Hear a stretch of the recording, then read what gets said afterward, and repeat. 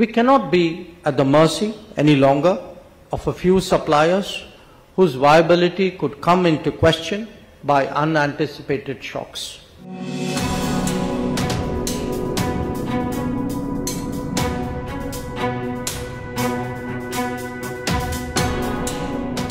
When India assumed the G20 presidency last December, we were acutely conscious that most of the global south would not be at the table when we meet. This mattered very much because, as I have underlined, the really urgent problems are those faced by them. To discuss their concerns without providing them a fair hearing appeared extremely unfair. And India itself, so much a part of the global south, could not stand by and let that happen. Therefore, Prime Minister Modi decided to convene the Voice of the Global South Summit in January of this year. We heard from 125 countries directly about their challenges and priorities. And on their behalf, these have been made central to the G20 agenda. Different aspects of these fundamental challenges have been discussed in the finance track and the Sherpa track, or for that matter, the ministerial streams and the engagement groups. And as a result, we have deliberated on issues of debt and finance, on sustainable development, climate action, food security, and women-led development. The core mandate of the G20 is to promote economic growth and development, and that cannot advance if the crucial concerns of the global south in the areas that I have highlighted are not addressed.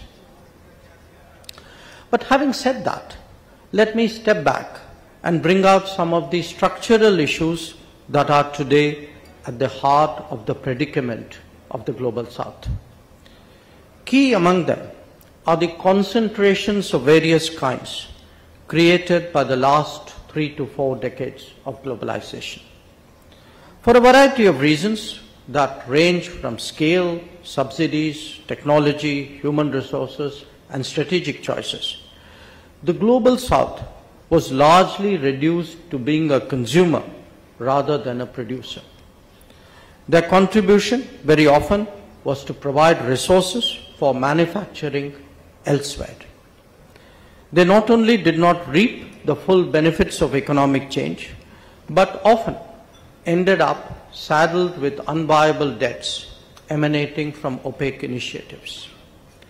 This was a gradually unfolding crisis in the making, but one that was accelerated rapidly by the multiple shocks of debt, COVID, and conflict.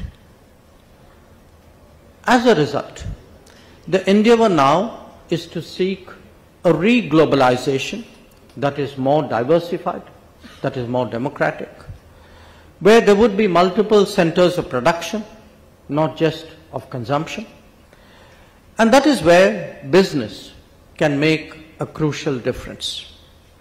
We cannot be at the mercy any longer of a few suppliers whose viability could come into question by unanticipated shocks. This was starkly apparent when it came to health during the COVID pandemic, but it pretty much applies to everything else as well.